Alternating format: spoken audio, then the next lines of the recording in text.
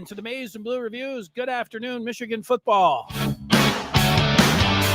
We're going to ask some tough questions, some probing questions, big-time discussion here today on Michigan football and a little bit on basketball. But a question that I have for you that I don't know the answer to, I thought I'd throw out right off the bat. It's not a very serious question, but it is one that I saw on Saturday night at Michigan Stadium when they were taking on Purdue, and it was pointed out to me, and I didn't really get it. And then I just saw a video of somebody showing the student section where the students had their T-shirts out, and they were twirling them around.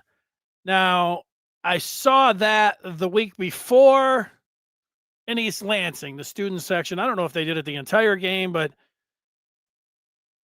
the couple hundred that remained, maybe it was more than that.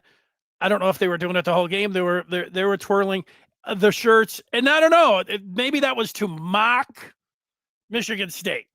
That would, if somebody asked me what I thought it was, that would be my answer. But I don't know for sure. And I don't. Is it funny?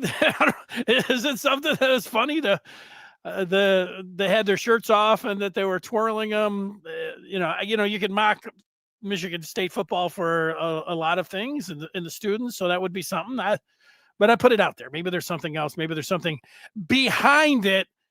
Go ahead and answer that question for me. Hopefully, we get an answer during this broadcast right now. We're here Monday, Wednesday, and Fridays at 2:00 after Michigan football games, after Michigan basketball games. And then in between that, we're on three rivals, and we're talking about Michigan all day and all night. I invite you to come on in, and I guarantee that you'll enjoy the content. You'll enjoy the experience. Give it a shot. Subscribe. Go to on3.com and punch it up. A subscription to the Maize and Blue Review, and you'll have a front seat to everything that's going on with U of M. And that's where you want to be, right in the front seat. Now, another place that you would like to be is in the playoffs. And you might say, playoffs for Michigan? Oh, my gosh. But, they are still alive for the playoffs, and we'll discuss it. I'll tell you if I think they're going to make it. I'll tell you how I think it's going to play out, and we will look at the college football playoffs. The Michigan basketball team opened up on Monday night, and it was spectacular. It was as good as anyone could have hoped, and we'll hit on Dusty May's team coming up in this broadcast as well. But we're going to start with Bryce Underwood. Bryce Underwood. There's a lot of different things. If somebody would have told me after 9 games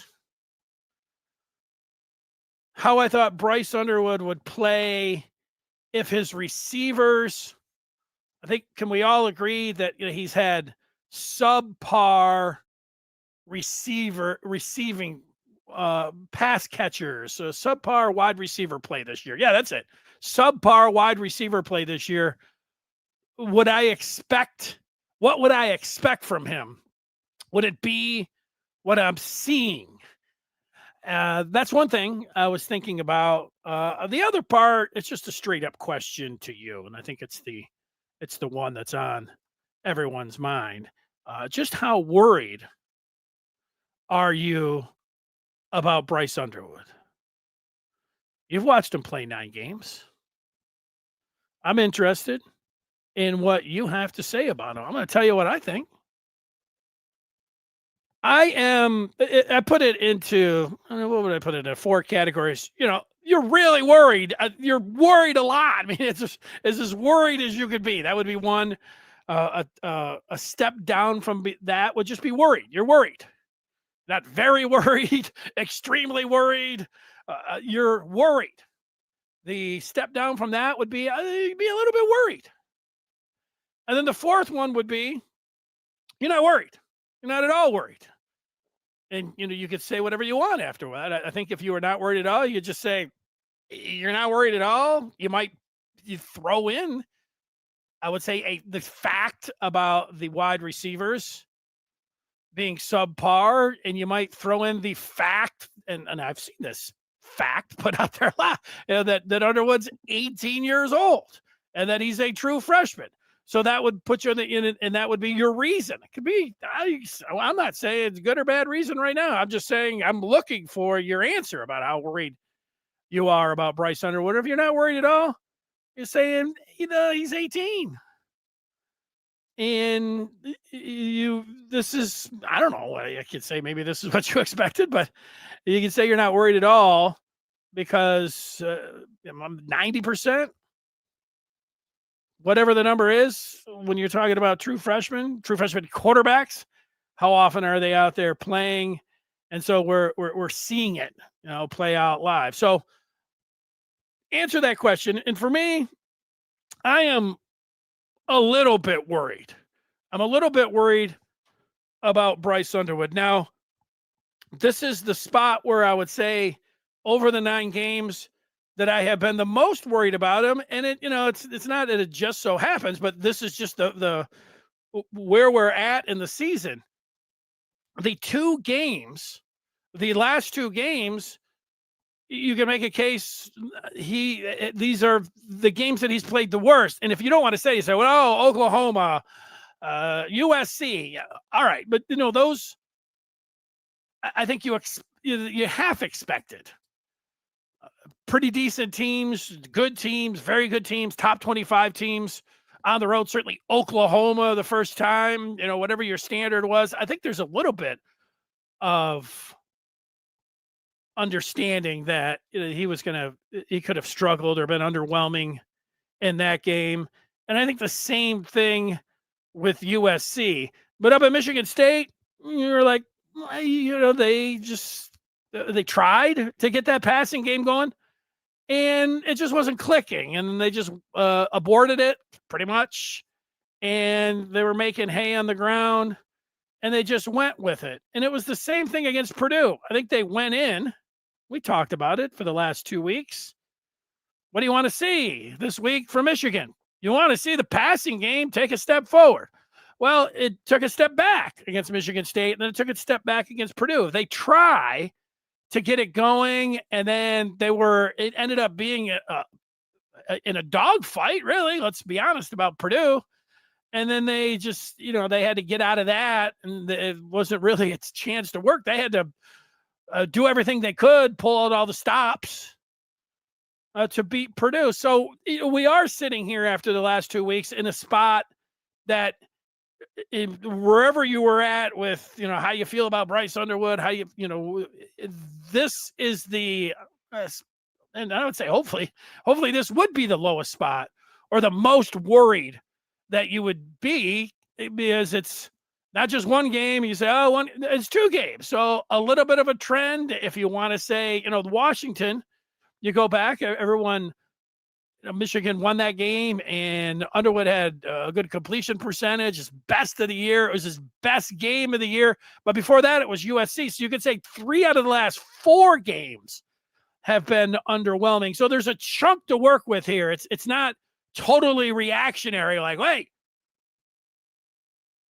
So you have a little bit to work with, whether you're watching the tape or you've just watched the games and you've been able to get your read on. So I would say a little bit. I'm a little bit with the accuracy. A lot of things that you can have, but and a lot of things you can do, and pinprick, nitpick. But it's not nitpicking to say, as a quarterback, there's a lot of things you need to do. Throwing the ball accurately is right at the top. And he has struggled, certainly, in these last 2 games with that. Having said that, as recently as this last game against Purdue, if McCulley comes up and with the pass that was just missed by the outstretched hands, maybe he should have had. I felt like he should have had that one. could have had that one, should have, could have, should have, maybe it's a little bit different. And then also the one that was thrown to him in the end zone that was thrown behind him and low, but I see a lot of wide receivers that are able to stop, go down and get that ball. I felt like he should have had that one. And then maybe it's a different story, but we have to go with what we see and what has actually happened, although you can put that into play. So a little bit worried. I saw Joel Klatt, actually just read a story with some of Klatt's comments. Joel Klatt on his podcast, he said that in his judgment, Bryce Underwood is relying on his skill and talent, and that he was thinking like everyone else that the Michigan passing game would be better at this point with Bryce Underwood. The development of the passing game at Michigan with Bryce Underwood would be better. That's not a hot take. That's not being overly critical. I think that's, to me, spot on. I can't, I don't think there's any other argument about Michigan's passing game that you would have expected it to be further along than where it's at right now. And Klatt mentions footwork, release, accuracy, and touch. What I've seen from a lot of people, game looks a little fast for him, that kind of thing. And when I come down to the footwork, we at least have listened to enough quarterbacks to talk about where your feet need to be and how you're throwing the ball. I will go to the coaches for this, where they say they are allowing him to throw the ball off his back foot. They're allowing him to freelance and jump and throw the ball across his body. So you're talking about the release that Klatt's talking about. A release. If we were saying what you would want from a quarterback, you would always want the release. You're trying to have the same motion because it's such a difficult position, and you're trying for the accuracy. So you want to make your same throw, your same arm slot, the same keyhole, a repeatable delivery. And for Underwood, just as a novice watching him, maybe a little bit more than that, that's not what they're coaching him to do. That's not what he wants to do. They're allowing him to freelance. If he wants to throw it from up top, go ahead. If he wants to throw it sidearm, if he wants to shoot it underhand, if he wants to run and jump, those things all look cool. And when you're a super athlete, you get it like, hey, look at some of these look at Mahomes. Oh, who else? A couple other guys, able to do that. So the footwork, why are we talking about it? This is what they're allowing. It's a freelance,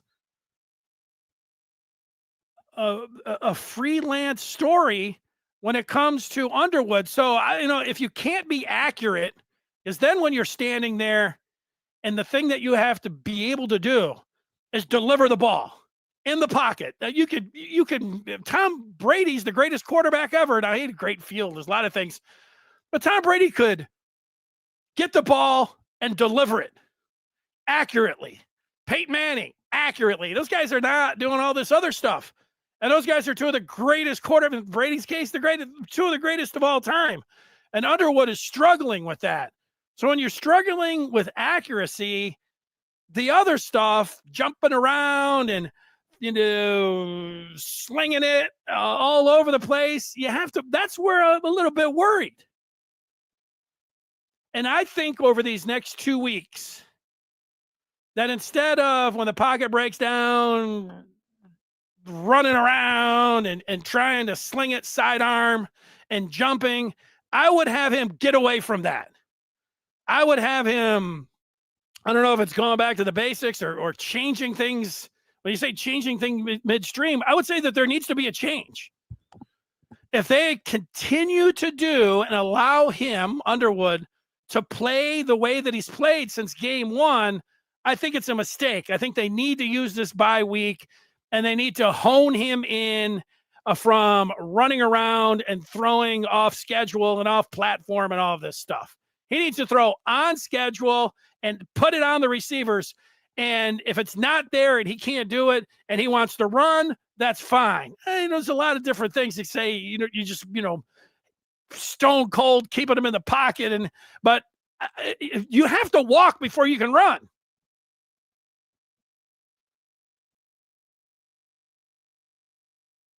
When you're Bryce Underwood. And right now, he's having a hard time walking.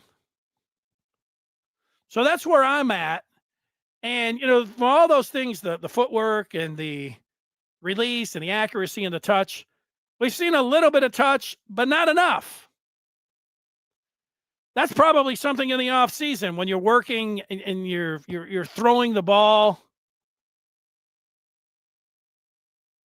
But the great ones, when I watch them, I've been impressed with, like everyone else this year in the pros, is Drake May. I actually wasn't really all that impressed with Drake May in college.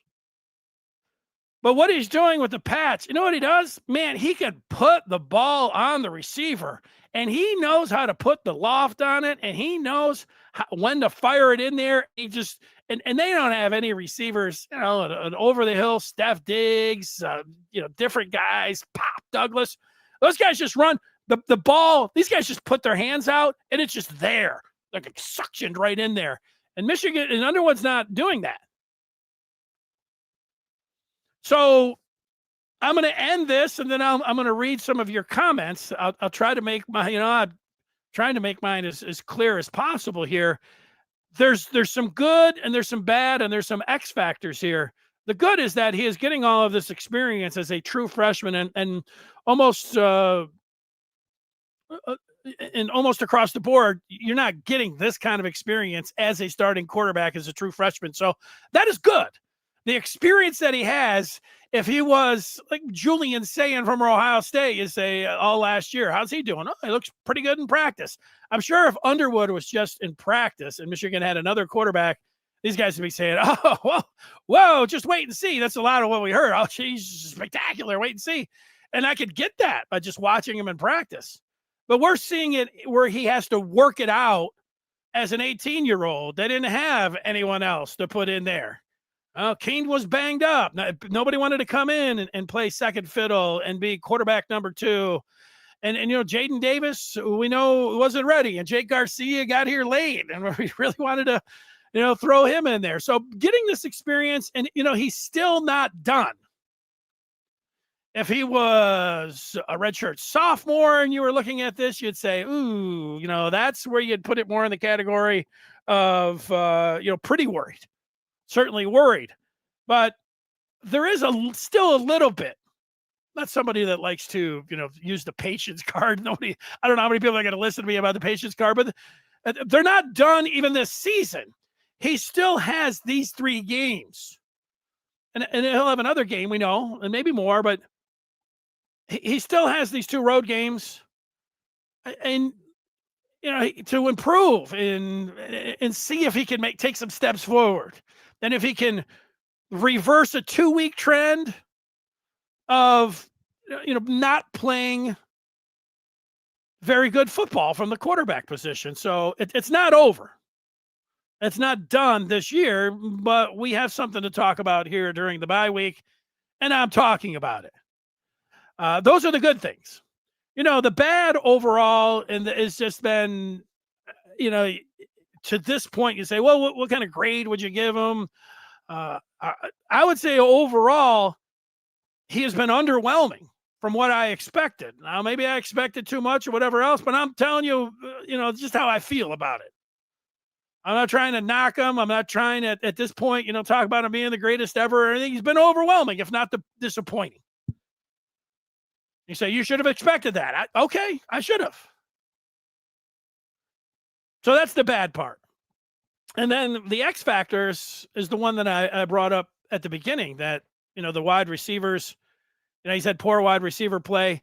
And then the coaching, I can't say that they're doing everything that they should be doing or, oh, hey, they're fine.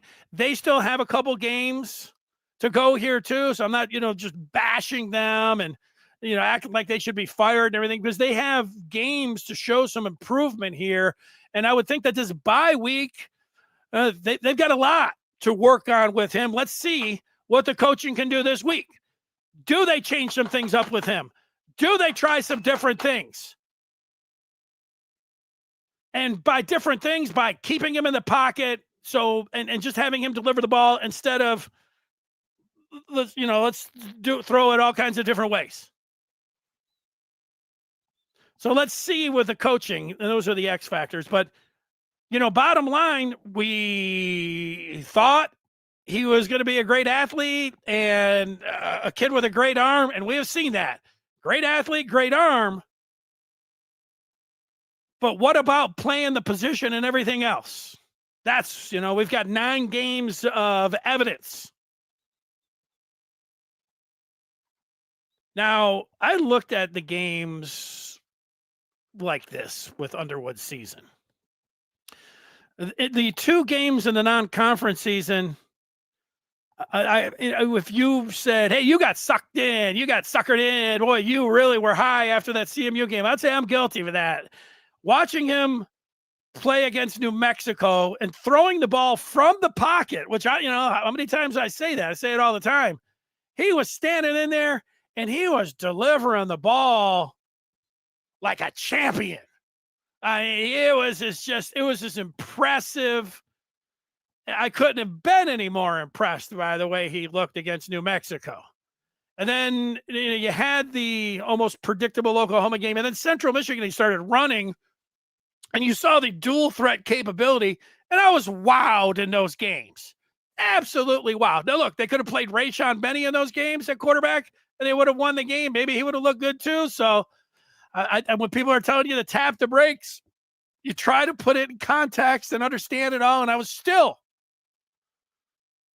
and even after watching him against Oklahoma, still just wowed by his performance against New Mexico and CMU.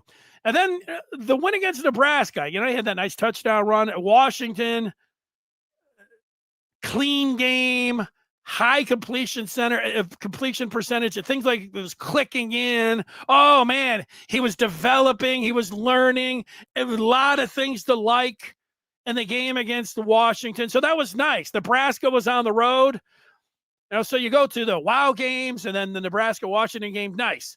Wisconsin, so I didn't spell correctly up on the screen now that I'm looking up at it. That was kind of a meh. They won the game. They were able to put them away. 19 of 28. Just meh. OU and USC, he struggled. I'm not here to debate that. I'm just here to tell you. You want to say something else? That's fine. Whatever.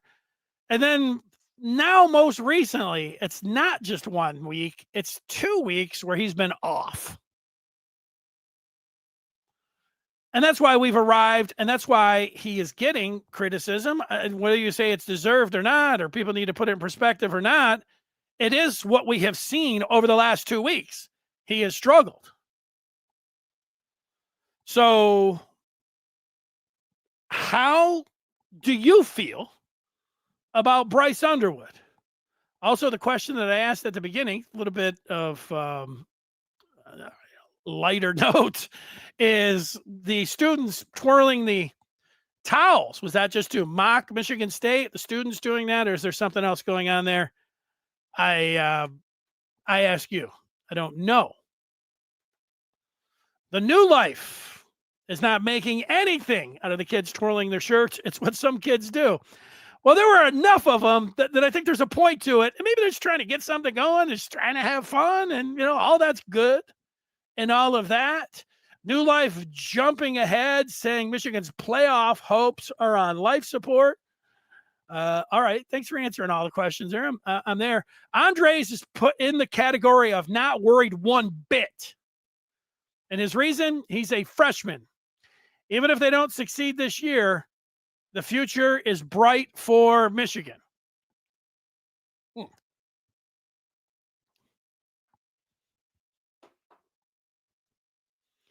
I think that's what a lot of people want to believe. I think so. Get the experience. He's a freshman. When I talk to people that it's hard because a lot of my friends, they're either, stone cold Michigan fans or they went to Michigan State. And so getting a read from Michigan State fans on Bryce Underwood, it's I don't know how much I'm listening to that. So finding an objective non-Michigan fan or Michigan State fan around here in my life can be difficult, but I do have a few. And one is this super big football fan and college football fan, pro football fan. And I talk to him a lot. And what he says is what I've heard from a few other people, that just Michigan's a year or two away. They got a very young team. And if you've seen this, I'm sure, over the last month or so, making the youngest team in the Big Ten. And they had 2 freshmen at wide receivers this last game, 3 redshirt freshmen on the offensive line, redshirt freshmen in the backfield. So, youth everywhere. So they're a year or 2 away. That to me is something that I don't know how that gets back to the patient card. Not that you're not watching these next 3 games of the bowl season or going to be excited about the offseason, because when you're a year or 2 away next year, they could be there. But what about these last 3 games? Maybe you should expect some disappointment. I don't know. Don is not worried. He's like Andres, but he's wondering if the coaches can figure out a way to beat OSU. We're going to get to that, I think, coming up straight ahead. Will it be the coaches? Wink got a lot of credit last year for holding Ohio State to 10 points. Wink got a lot of credit for shutting down Jeremiah Smith and Emeka Egbuka and holding Ohio State with Quishon Judkins and Travion Henderson to 77 yards. I mean, that was a real masterpiece by Wink. So can Wink,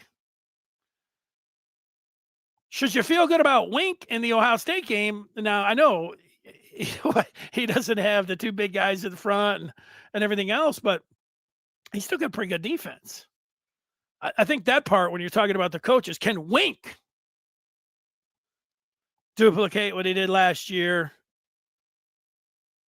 And can Michigan run their way? The weird part about if the coaches could figure out a way to beat Ohio State, they did it without having a quarterback and without having much of an offense at all. Now, they did end up running the ball pretty well, 172 yards against Ohio State. So maybe if we're talking about what's the recipe to beat Ohio State this year, a great defense, Wink calling a masterful game, and Jordan Marshall smashing them. And Michigan's offensive line smashing them. And Underwood helping out where he can here or there as a true freshman in his first Ohio State game. There's your game plan. Jay Smith not worried. But I was hoping for much more progress after how he started. The last 2 games weren't great. Very measured, understandable comments. The New Life is talking about it's not just Bryce. This is the youngest team in the Big Ten. Everyone needs to dial down their expectations. Well, it's true that they're the youngest team in the Big Ten. But we also watched him play these last 2 weeks. These last 2 weeks, nothing to see here. Oh, he's going to be fine. I'm not feeling a little bit like we're, ignoring like what's in front of us. You can, I get it. You could still be disappointing and underwhelming for these last 2 weeks and develop over these last 3. Andre's making that point for me. He says, if you have any understanding of development, the reality is that there will be flashes of great brilliance and frustrating underperformance given the youth of Bryce and the team as a whole. Hadley thought that he would be more accurate with his passes, especially against Purdue. He will get better, but he has only 2 games to do it before the Ohio State game. Yes, I'm somewhat worried. So Hadley's in my cat, a little bit worried. So far, the others doesn't seem very worried at all. Toby says they can still win the next 2 games. That's right. That's right. If we would have seen Underwood off the Washington game play, have the passing game look like it was on point against Michigan State and then Purdue, I think everybody would be like, talking nothing about. Ohio State. How's he going to do against Ohio State? Tom Brady didn't have to start as a freshman. That's right. Yeah, Tom Brady, his first pass was a pick 6 at Michigan. Came in, first pass, going the other way.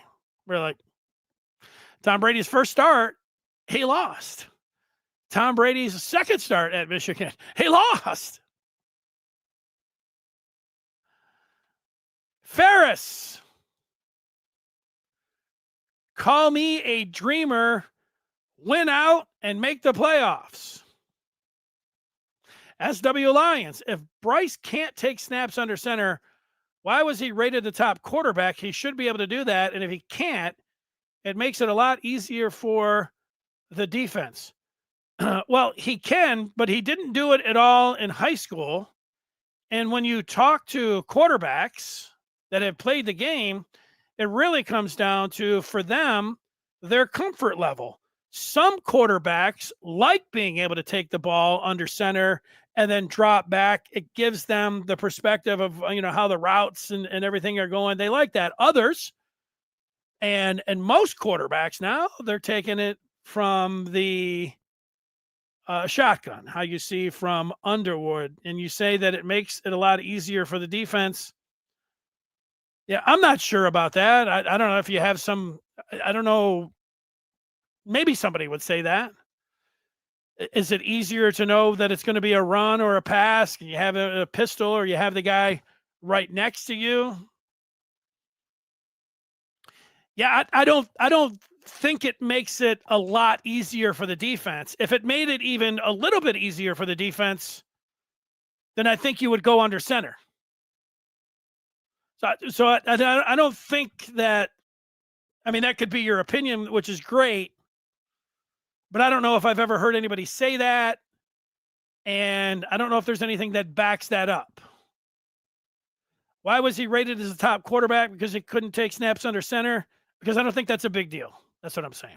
There's nothing against you. You might have something that you're sitting over there saying, oh, yeah, this is and so I leave that out there. But I've never seen anything where it's a deal either way. And like I said, if it was a deal, then I think they would have him taking snaps under center. Now, they did in the spring, and it didn't look very comfortable. That's true.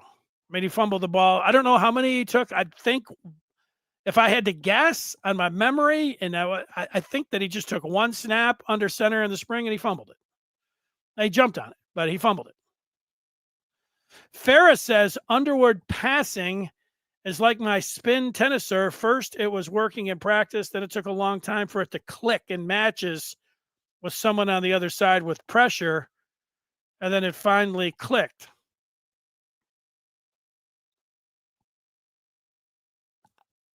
I like the analogy, Ferris. I like it. How many times have we seen any play action passes from Michigan this season? And maybe that's where, you could still, I think they're faking a little bit, but that's a good point there, SW Lion. I believe, just thinking about it, that they have had some play action. Andre says it's unfair to compare Bryce's play as a freshman to quarterbacks in the NFL. Wild takes, in my opinion, Dennis. Yeah, well, I understand what you're saying. I don't think it's wild when you're talking about the quarterback position. My point with Drake May is that when you watch a good quarterback play, these quarterbacks put the ball accurately on a receiver. And I was just noting that May is so superb at it. And when you see it, it's such a thing of beauty. I'm not comparing Underwood and saying that he should be like May. If he was, he would be, up for the Heisman, right now. But look, I mean, if you took it that way, I get why you're coming back at me like that. Ferris, he's just saying that, saying sat down, which is a fine point, and I believe that. Flint has faith. I think everyone, if you're a fan, hope and faith, those are things that you should have if you're a fan. If the piano man says, keep the faith, how about that? Yeah, I think the thing about him going under center is he doesn't look comfortable. And if he's not comfortable standing in the pocket throwing the ball and he's inaccurate, then let's make it easy on him. And it's not making it easy on him going under center. That's where I'm at when it comes down to that. Let's get a few more in here. Ahead, we'll talk about the playoffs and then Michigan basketball. And I have to say, if you ever are like Ted D and you want to drop a bag on the show and you do so, we get you right up and consider what you have to say here. Ted is saying, good afternoon.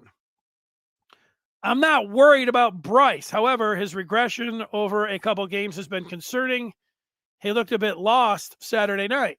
Well, Ted, you are a little bit worried, I have to say. You say you're not worried about him, but then you're talking about the last 2 weeks are concerning. You are a little bit worried. That's where I'm at.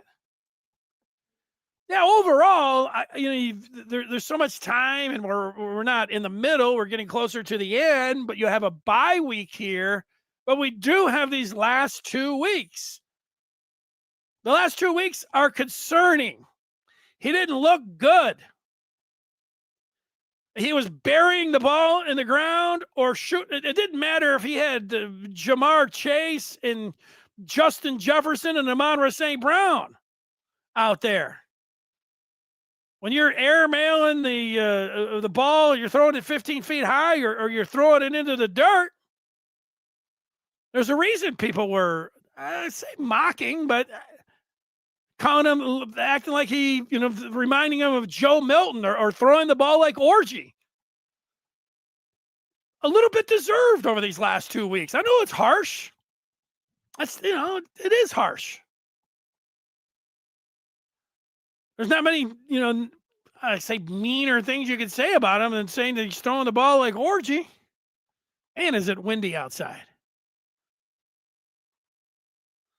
But so I'm going to put you down as, even though you said you're not worried at all, you are worried. Concerned and worried. Here, I'm going to say the same thing. Go through some more on the feedback. Nobody has the great answer about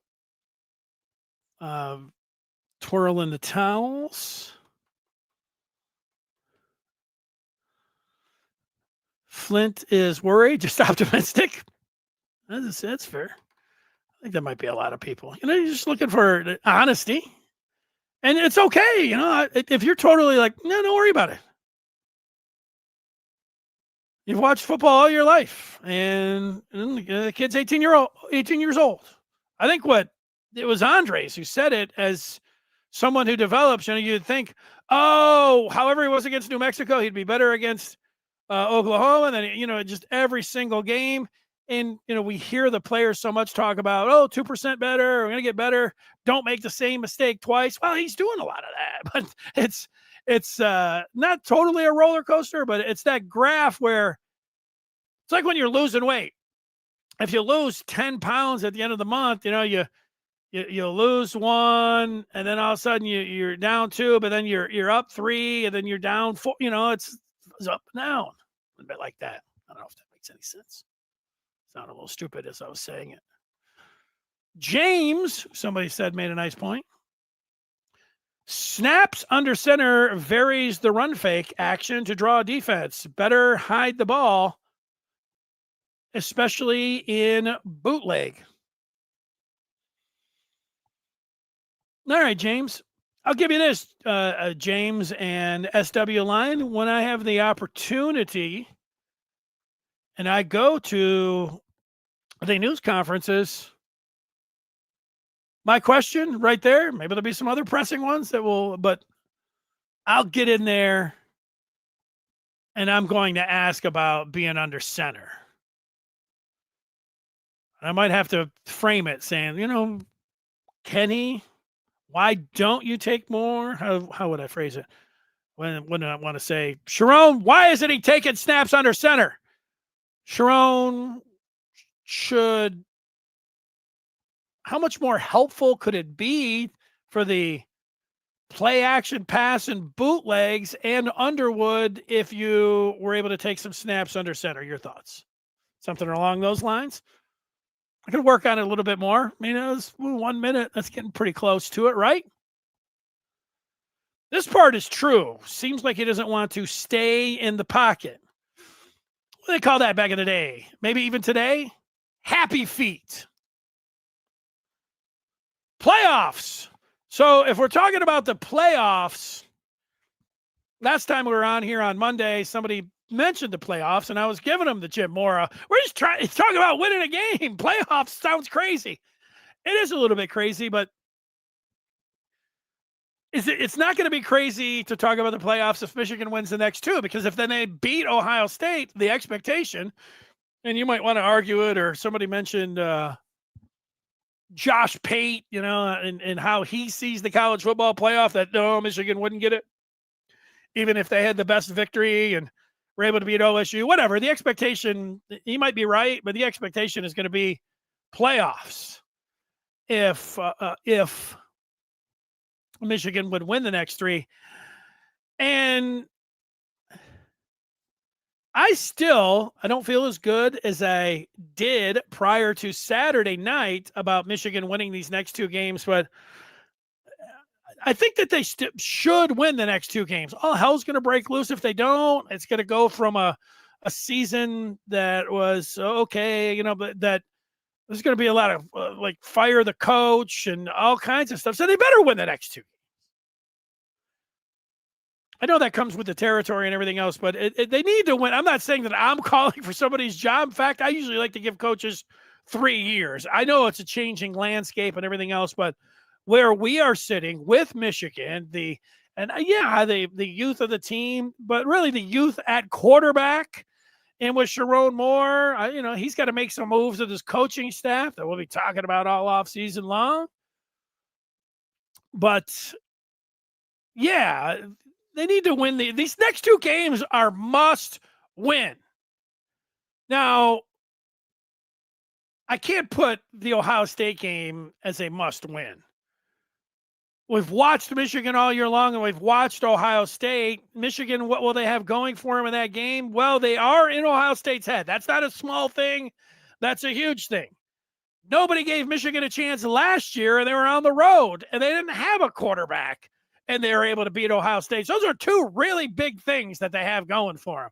They're in Ohio State's head. This rivalry, Michigan right now, they believe that they can beat anybody. And they believe they can beat the 69 Ohio State team. They can beat all, the 95. They can beat them all. Bring them on. It doesn't matter.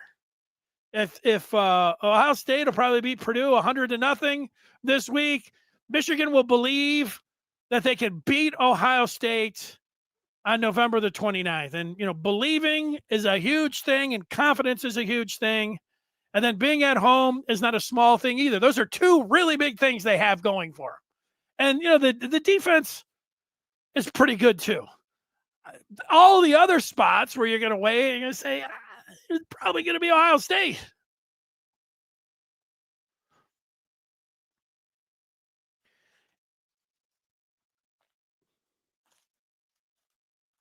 The playoffs would be, it'll feel like a little bit of a minor miracle. Last year was a miracle. Beating Ohio State last year was a miracle.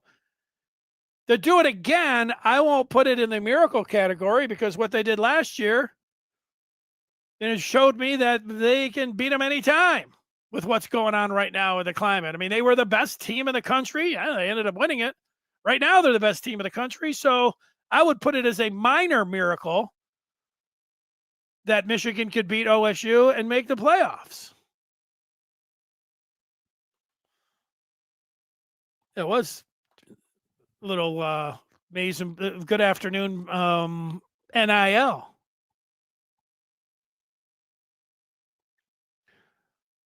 Okay. Playoffs. Ted, he's coming back just a bit. Those were, you might have missed it, Ted. You came in. We had, you're a lot worried. You're coming apart at the seams. It's just totally worried. Then a step down from that is just worried. You're worried. You watched it. You're going to be honest about it. You're worried. Is whistling by the graveyard sort of the phrase to use there? Or you're in the category that I am, a little bit worried. Or like Andres and others, not worried at all. That's it. Cut from a different cloth. Let me see the worry. He's not talking about being worried. He's saying he'll just be fine. So I'm going to say he's not going to be really worried at all because he's saying he will be just fine after he learns how to read defensive coverages and understands O-line protection, both of which take at least a year for a person out of high school to fully grasp.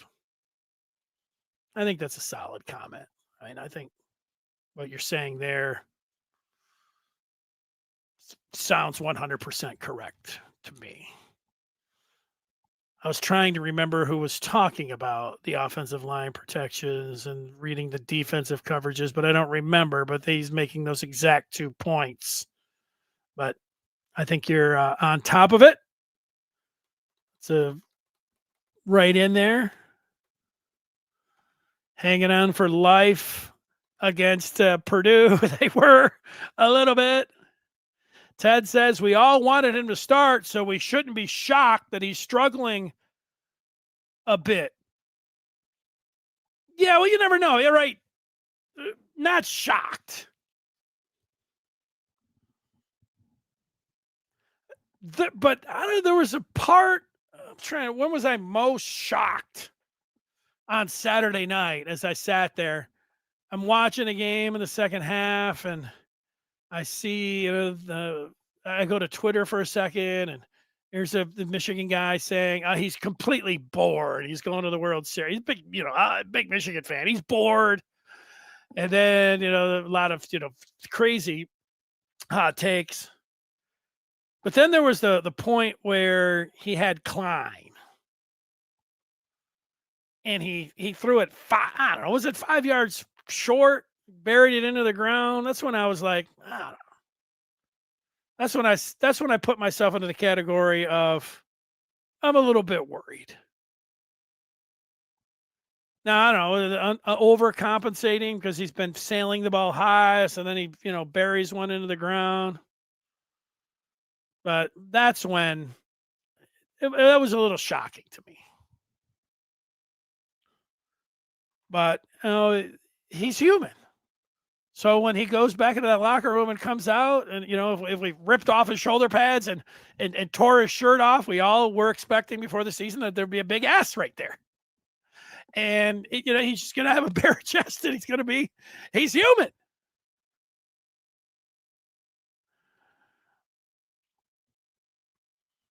James talking about the overthrows, and these shots are relatively easy, especially when open. And that's why I put myself in the category as a little bit worried. A little bit worried. If you want to feel good, just hang out with Ferris. I mean, he's just like everything's fine. Oh, it's all good, which is okay. That's not. If you can wake up every morning and be like, I feel good, and Bryce Underwood's going to be just fine. What else do you have to worry about in life? I mean, you're feeling good. Put your 2 feet on the ground, and then you're like, Underwood's going to be just fine. DVR. This is always a good bye week feeling. It's a good distraction feeling. It's just a good feeling. Go to recruiting. So you're just doing good in recruiting. That's it. Well, we talked about this on Monday. What Ted has to say here. And I think this could be something that if we were talking about the staff, and we are and will, the need for a quarterback guru for Bryce. Because, there's still 3 games to play, so I'm not saying people won't be like, they need to get rid of Chip Lindsey. Okay, so if they're not getting rid of Chip Lindsey, he is both the offensive coordinator and the quarterback coach. So you can move the pieces around. If there was a guy that you could go out there and find that would be a quarterback guru, then that is definitely on a list of things to do.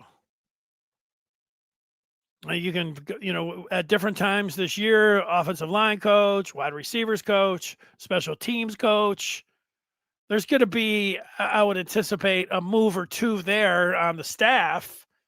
And you can, join up. And then there's guys that move and, take other jobs, too. So there's going to be some movement on the staff. I think everybody's in agreement about this quarterback coach. That's it. DVR talking about the Ohio State game says defense and a running game are big things. They are. What would you say right now against Ohio State? I've been asked, and I said, I didn't think they had much of a chance last year, and they won. They got a running game and a defense, and they're at home. A puncher's chance. And Ohio State comes in. The other thing is I don't have confidence in Matt Patricia on Michigan soil. I know that he's not a leader of men. I know that the players hate him. I know that they are thinking, this guy's a clown. So Michigan's got that going for him. They got that dude who's got a laminated sheet with a pencil behind his ear because he's a poser. Snap that pencil over his head and run the ball down his throat. And his players might quit because they hate him, like all the Lion players did. He's not the head coach, so maybe old Blackbeard will be able to, pull it off. A-Train says this time last season they already had 4 losses. They might end up finishing 9-3 with a bowl game. Don't know why some would think a playoff run was possible this season. Well, I mean, it was because of the quarterback. And because it's Michigan. And because they've been recruiting well and they hit the transfer portal with force. And anywhere that they thought that they had a deficiency, they were able to supplement it, if not outright answer the question, with the transfer portal. That's why. I don't know. I don't know why. There was, I don't know. Maybe I just didn't want to listen to people in the off season that were like, this is a transition. I mean, how many as a transition? But you know why? Because when you do hop out of bed in the morning, you want to feel like Michigan football's got a chance to do it all. And in the offseason, they were able to score the greatest rated quarterback ever. This is going to be fun. And maybe he will be the greatest quarterback ever. And maybe right away. There was it was in the realm of possibilities.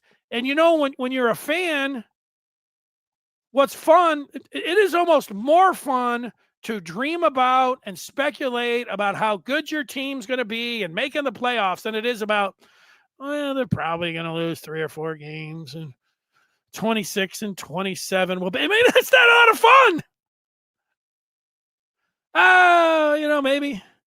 Maybe next year, even before the season starts. I don't know. It's sure being accurate, but how many people even want to listen to somebody say that? I tried a few times, and in the end, I didn't really like saying it. Let's be patient with Bryce, and he might not be the greatest thing right off the bat. But I didn't want to say it. Nobody wanted to hear it because you want fun and you want to feel good in the off season. That didn't feel very good. A-Train's doesn't know why people would think a playoff run was possible because you only have to go 10-2. A playoff run is still possible. They win these next two games. Should I save this and pull it out for A-Train and say, well, A-Train, I don't know why you're thinking that they're going to be able to beat Ohio State and make the playoffs. They had 4 losses last year. Why would you think it would even be possible that they would win the game?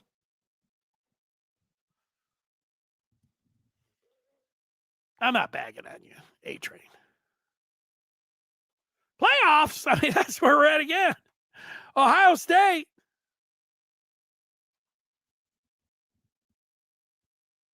John, I don't get it, John. I mean, he's typed in maybe bye. I didn't get to his question. I'm sorry.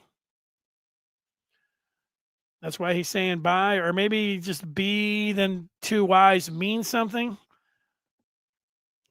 I don't have the strongest acronym game. Typing out a lot of times, like, what's this mean? I'm like, oh, okay.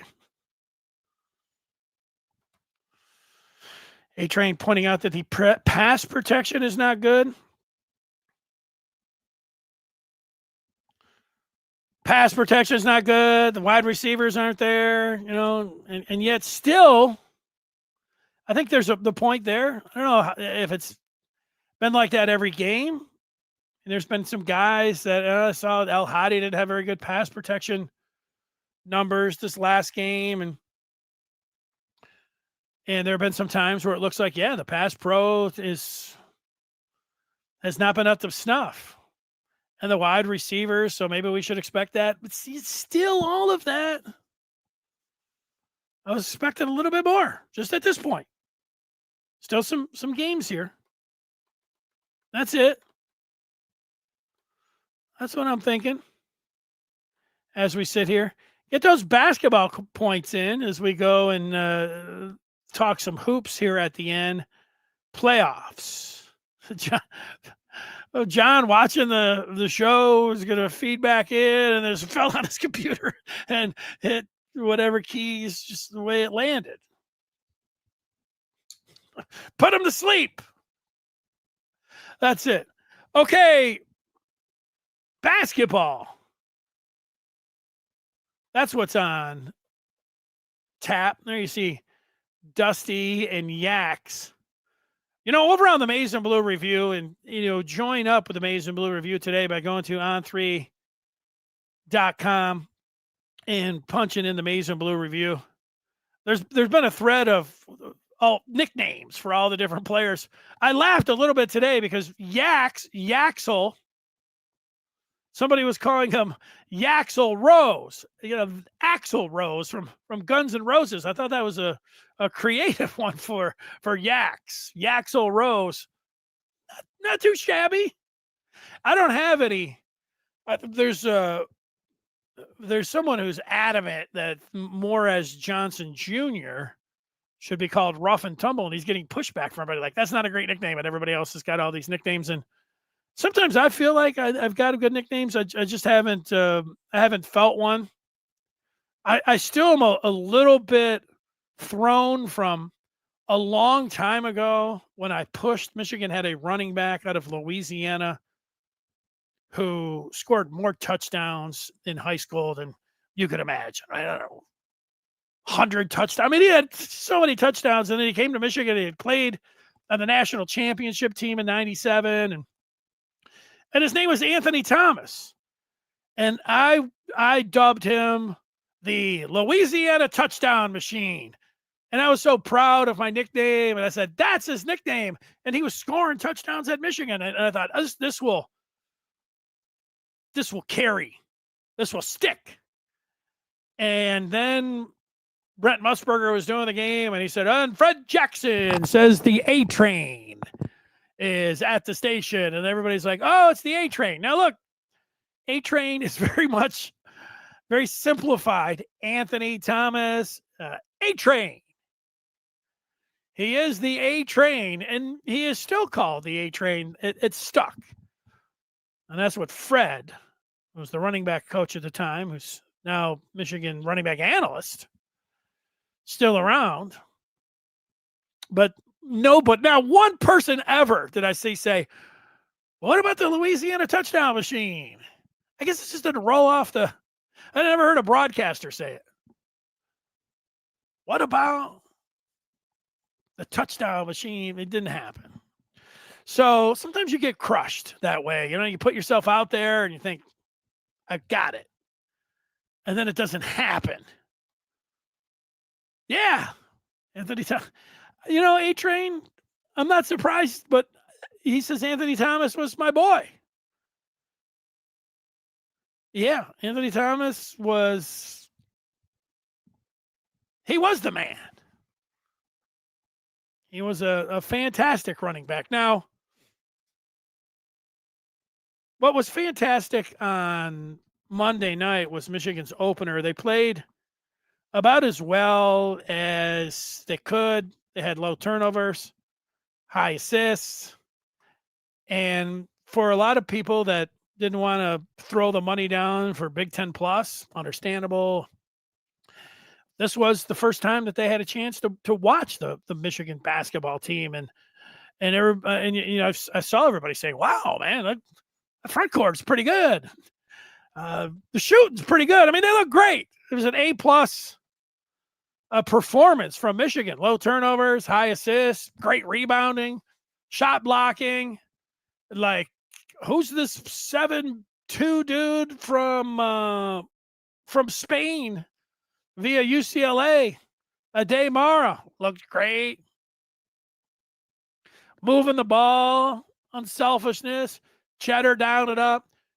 Trey McKinney, I saw someone who did a podcast over the last 2 weeks coming up with a hot take saying that McKinney would lead the team in 3-point shooting. Well, he didn't really shoot well in the preseason, and some might have wondered, like, wow, that is a pretty hot take, but that dude was spot on.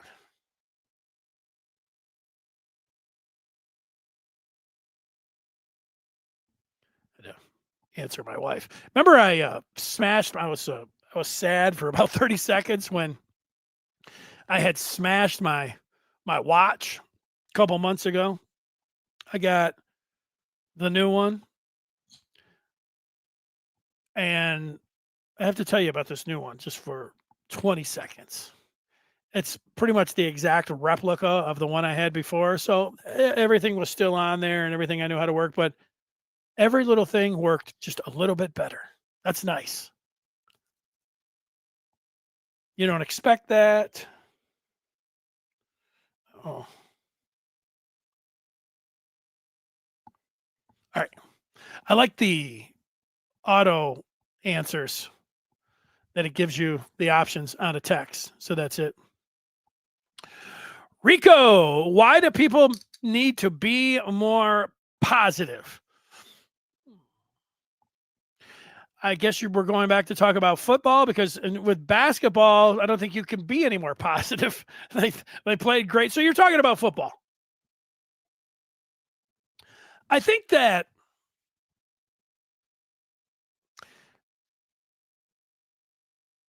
there's so much interest in Michigan football, and that what sticks is negativity, that you will know that there is so much of it that goes, and look, there's things to be negative about or things to be concerned about. I've said myself, and I'm a pretty positive guy, that I'm a little bit worried about Bryce Underwood, just a little bit. There's some things, especially the accuracy to me, a little bit concerning, but you know that people have been programmed to overreact, and that so people, especially people that are in a business like or doing something like I am, you don't when you're trying to say, okay, I need to overreact. Well, you're gonna really just overreact. Michigan should fire Sharon Moore. He doesn't have a clue. Underwood's a clown. Or, they should be looking in the transfer portal. And I'm sure there was some of that stuff out there. He's a bust. Mocking him. And these are actually Michigan, fans or people that are fans that are, do shows like this. So there's going to be a pushback by people that are just that aren't really into the bashing, or people that aren't into the overreacting. And so they have to come back and be overly positive with it. It's kind of a back and forth type thing that you get. And it's a lot to be where you just understand it. What sells and what people like in it is, being real, saying it like it is. But if you just always came out and like, Michigan's great, everything's, there should be everything's sunshine, and it's okay not to make the playoffs, and, Coach Moore is awesome, all these things that you say. And then there'll be some people like, yeah, but then it's like, I want more. I guess the easy thing to say is not only does negativity sell, people mostly identify with negativity. I knew before 2023, and Michigan, had been so long, and for people that are older, you just said, I just want to see one more championship. And you realize that, and then you get the championship. If you're really being honest with yourself, that the really great seasons, like 23 or 97, you're not getting a bunch of those in your lifetime. But if you're always going to be upset unless you win a championship, you can say you're going to be miserable, but that is what the expectations for most people are. And it's even double like that when you come to the pros. If you're not winning a championship or going towards a championship, then you want everybody fired, and that it's a failure. And for Michigan now, and this is the one thing with the transfer portal, they have all the resources. They shouldn't be getting beat, left and right like they would have, previous to NIL, where they would be fighting right in there with anybody, and then the team would just swoop in with some cash. So they have all the resources, and they're right there. They should be winning. We've talked about the different parts. You can't be mad at them if they don't win the national championship. But there were a lot of people. Somebody, I forgot who it was already. Talking. It was A-Train talking about 9-3. What were people expecting? I'm going to say that the majority of people that follow Michigan expected them to make the college football playoff this year. And that meant going 10-2. And if they weren't, they were going to be disappointed. That might not be you, and you might, we all adjust on the fly a little bit. But people, the majority, and this is, that was the expectation. The expectation last year, and they fell flat on their face. This year, they're hanging in there, but you're looking at it and thinking, what about next year?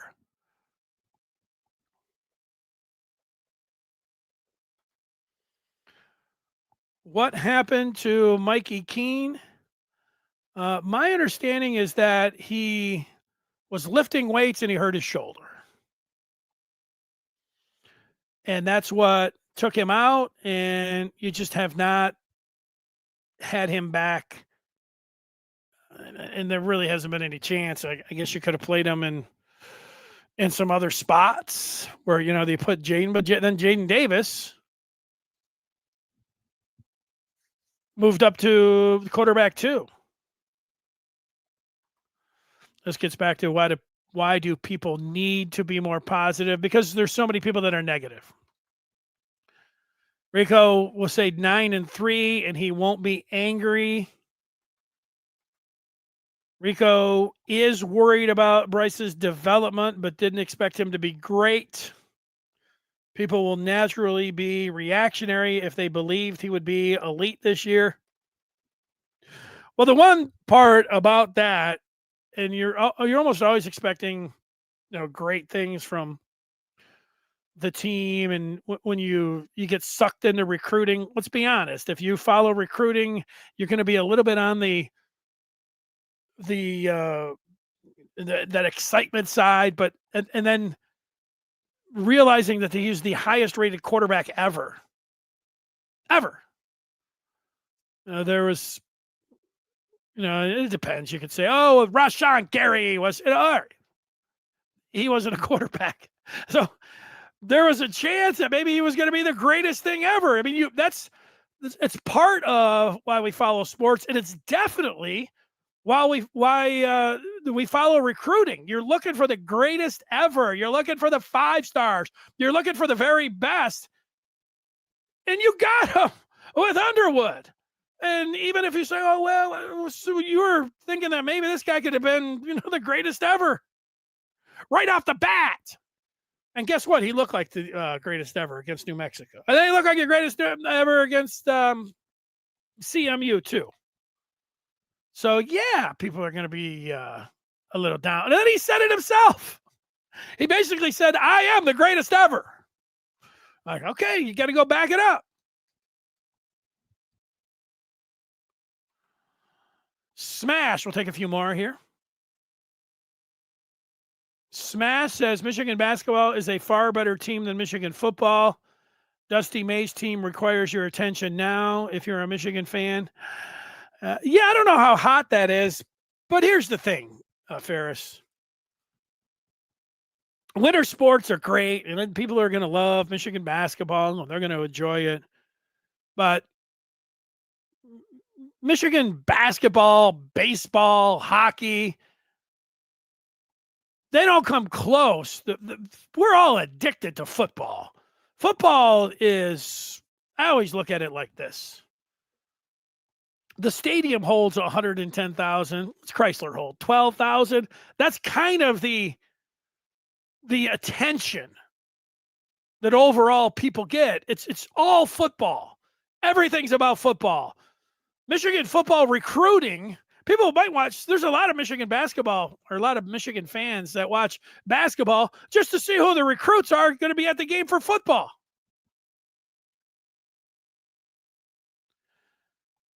And so you can demand it. And I tell you that they were lining up for Dusty's team on Monday night. I had never seen that before. I think the part that Michigan gets banged on sometimes about Michigan basketball fans, that they're not really great fans, there's some truth to that. I remember when the Fab Five were freshmen going to the game, the place wasn't sold out, just sitting around. There's all kinds of seats available. People like a winner. So if the basketball team's doing good. But, basketball is just kind of like, meh. And football's everything. So it's great. And the thing with me when it comes to sports is if you got to tell someone that you have to pay attention and root for them, then what's really going on? Vaughn is talking about he's in year 2 category. They could win out, but if they don't beat Ohio State this year, it was a development year, in my opinion. It's a good thing to remember. It's going to be a good one to. I think that's it. I think you've nailed it there. I think Rico has been on it. A lot of our fans would censor criticism. Yeah, I don't think people like to hear about their team getting bashed. They don't like it. And they understand some criticism, but it's just over. I think that there'll be people that will look at the headline here and me talking about Underwood and be like, I'm not going to watch that. They're probably going to be criticizing him. Okay. And they don't want to hear it. They don't want to hear it. They can just say, yeah, he didn't have that great of a game, but let's see how he does next game. I don't know. But for a lot of people, you run sports talk. You are a writer. You want people to listen and watch what you're going to do. You're going you're going to keep hitting that like a boxer. When he sees a cut, you're going to be going after it. Yeah, a lot of I don't think people mind critiques, and even if they are negative, but I think people the constant, I'd say, bashing. I mean, I look at you can handle it. That's it. Let's take a few more, see if anybody has not jumped in.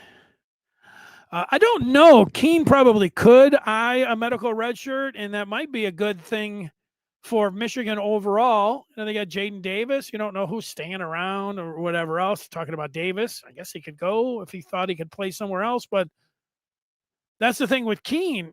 They've got a good look at him. They know where he's at right now.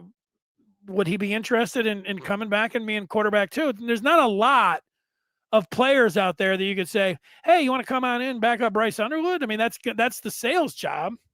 So you're not expecting a huge,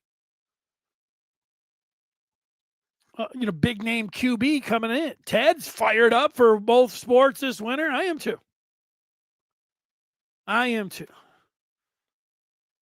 Ferris loved pounding the glass in the first row when he went to Michigan hockey games. It's called Yost Super Deluxe. Yeah, look, I don't pump up the Michigan hockey. Michigan hockey is great. The program is great. Yost, great. And it's college hockey overall is great. It just doesn't get even here in the state of Michigan, even with Michigan fans, it's not. But the ones, it's one of those. What's the if you know, you know. I mean, it's Michigan hockey, and they're doing pretty good. A-Train, while he was, he's kind of cashing this year in. He said earlier, but next year, 100%. Okay, take a few other ones here. Vaughn says the A-Train was a hell of a blocker too. One of his favorites. Keel. Hey, Keel, you're on Stallions burner. I got to tell you this about Connor Stallions. You know how much I miss Connor Stallions? This much. Now, egomaniacs that are narcissistic, go ahead. You get your fill. Blow Connor Stallions left and right if you want, Connor. But nobody really cares anymore about that. You like him? Eat it up. Go ahead. He gives you a lot of football knowledge. You might love him. For me, not so much. I'll take a pass, hard pass on anything from that guy that's coming out of his mouth. Are you going to believe him? Is he taking on college football? Oh. Yeah, you chill out too, man. I was just trolling you. Keel. It's all good, man. You can take some shots at me. I took a shot at your boy. And a lot of people love him. I should probably just bite my tongue when it comes down to it. He's misunderstood and, all those kind of things. He probably provides a great perspective, gives you some great knowledge and perspective from somebody who, lived it. So if it's entertaining, then, go ahead, get it done. Keel's a OSU fan. Oh, well, that's it. I don't know, man. I had to watch. Sometimes just out here. What's this? What we got here? Detroit 0861. Detroit 0861. Yeah, we're having a good time. So this show, if I could have come out, did it in a nutshell. The flags that are twirled around at Michigan Stadium, just students having fun and probably trolling the Michigan State fans from the week before. How worried should you be about Bryce Underwood? I said myself, a little bit worried, but taking a snapshot of all of the people and the feedback that I read today, Michigan fans, I would put them in the not worried category. Some a little bit like me. Not everybody was just like, nope, not worried at all. But the majority of people not worried because he is a freshman, because the wide receivers have been underwhelming this year. The offensive line hasn't been a plus in pass protection this year. And you should probably, even if you're the highest rated recruit ever, when you're 18 and you're developing, there's going to be some, bumps. And we just so happen to be in the downturn of the last 2 weeks. And, the saving grace for all of it for these last 2 weeks and the criticism, like I said, I think, for myself, a little bit concerned. The saving grace is that they won the 2 ball games. And that's not a small thing. It would be quite a bit different narrative if Michigan would have dropped one of those 2 games. You don't even like to think. I mean, I just think about it for a second. It'd be a different narrative, but I don't like to want to really go to that. I don't need to do that hypothetical. That's not a very fun hypothetical. What if Michigan would have lost one of those last 2 games? Your thoughts? No. So, when you can win and you can learn something and you're off, there was a point where it was New Mexico up, Oklahoma down, CMU up, Nebraska pretty good, but then, Wisconsin, man, and then it was up, down, night game. And then, kind of 2 clunkers. Let's see. It wouldn't, it would not be. I don't care who you listen to, when anybody's saying it would not be wild for Underwood to be impressive in these next 2 games and for Michigan to win. And then people are going to feel a little bit better about their chances against the Buckeyes on the 29th. The season there, get into the playoffs. If Michigan got into the playoffs this year and feel like, they won the national championship. What a great year. I could say it right now. And if Michigan wins these next 3 games, it will have been a great year for Michigan. Whatever would happen in the playoffs. Somehow they got shut out. It would still be a great year. So that's with the playoffs. And then for basketball, A+ performance. Love talking about the team and looking forward to their next game, which is coming up on Tuesday against Wake Forest. And we're here. We turn on the mics and the video camera after every Michigan basketball game. So I look forward to doing that coming up this Tuesday. Woo! Mark got in late talking trap games. If there's one thing that I don't know if I've ever said it, Mark, but I like talking trap games. Looking ahead to Ohio State, Maryland, a trap game for Indiana. Yes, a crab trap, 40-point blowout. I don't think there's any trap games for Michigan. I don't think Michigan can afford to fall into any kind of trap. If there's another saving grace besides them just winning the last 2 games, this bye week and next week about focusing in against Northwestern, if there was any thought of these guys being like, we're all set, we're looking ahead to Ohio State, forget trapping the Northwestern game, we're looking at, no, this team, they know they can't afford to do anything like that. This team needs to, if this team plays like they did Saturday at Wrigley Field, they might lose the game. And if they play like they did against Purdue on the road at Maryland, they might lose the game. So they got to play a lot better. They can't afford to be looking at any traps or anything like that. Mr. Scott. Not F. Scott, but S. Scott. Fun fact, my middle name is Scott, so I am a I'm a D Scott. Scott is more worried about the conditioning of the players with all of the injuries. Well, let's address it.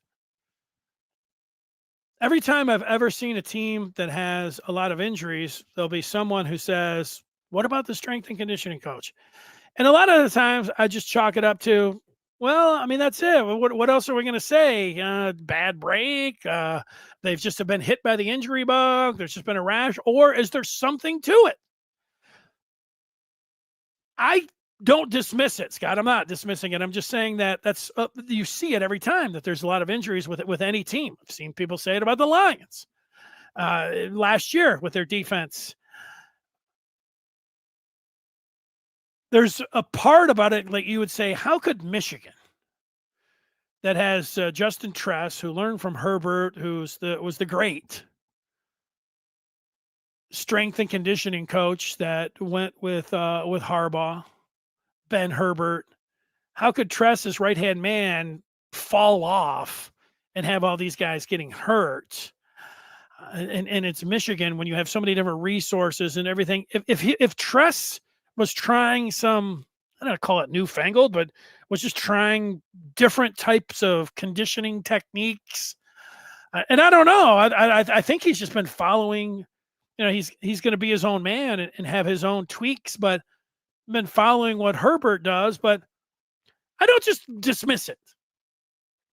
I think that if I had to guess, I would say that because football is a collision, brutal gladiator sport, that you can have guys going down left and right, and it can happen in consecutive years, and it's going to have, you could have the best strength and conditioning coaches and the best nutritional and everything, and guys are just going to get hurt, and things like that will even out over the course of time. But then you do see that, that there's things. So do they need to look at it?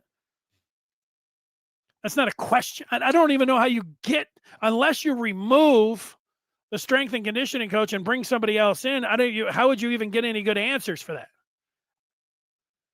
And who behind the scenes, unless somebody's like, this team there used to be, I don't know, the offensive lineman would wear the braces there, and some people didn't like that. Some people didn't like when, and strength and conditioning, just like, you've got you got a lot of people that have a lot of different philosophies on how to lift, how to train, what to get the optimal performance. I'd like to talk to Justin Tress. Tress, why you got so many guys going down? What are you doing? That would be the question. Tress, why is everybody getting hurt? But I get the question. I don't have the answer for you. I'm sorry about that.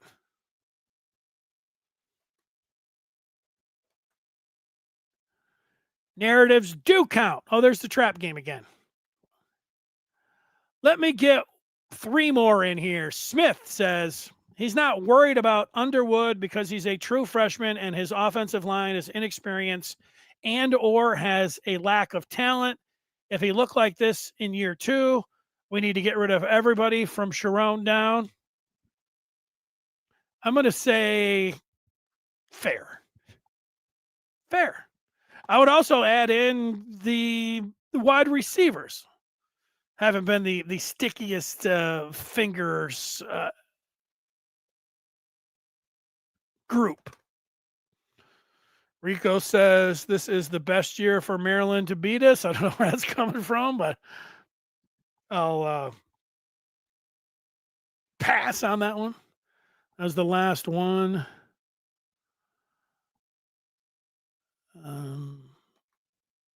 I want to see Michigan play a complete game in all 3 phases. If Michigan do that, they can beat anyone. There you go, John. Sounds like that's directed towards the last game, and I think that's going to be what a lot of people. I'll give you this, John. I'm going to take another one here, and I said I wouldn't, but the hell, who cares?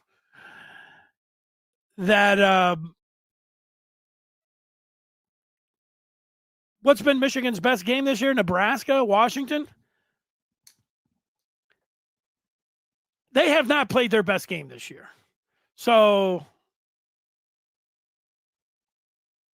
I would like to, like everyone else, I would like to see their best game. Here's Ted saying there were some dudes that were melting down about strength and conditioning as well as the entire program on Saturday night. Yeah, I do have to say this. I don't know. I didn't see the show. Those guys, I know some of them, and the way I feel about Michigan after a game and how I feel when I wake up the next morning and then how I feel when I get to my Monday or Tuesday, it's different. And you've got everything hanging out. The post games is you get a little crazy. You get a little you just fired up. And then, you calm it down a little bit. If I was on Saturday night talking about let's just chill. Everything's fine. I don't know how many people would want to hear that. I don't know how many people would be agreeing with that. But it's passion. Thanks so much for watching, listening, and I'm going to encourage you for the third time to join up with the Maize and Blue Review. We'll see you over on on3.com. That's what we're doing. Punch up the Maize and Blue Review. Get that front row seat to everything that's going on with Michigan. And we will talk with you coming up on Friday. Everybody have a great rest of their day. Thanks for watching. A little music to take you out. That'll do it. We got over here on the hotkeys. Oh. Hype train. Your legacy. What will your legacy be, do you think?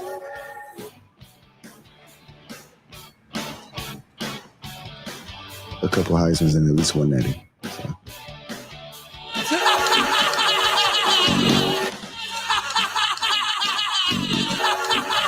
Yeah, so at the end of the day, I mean, we built that thing to so hard to cover because he's loose, he can run, he's physical, and he's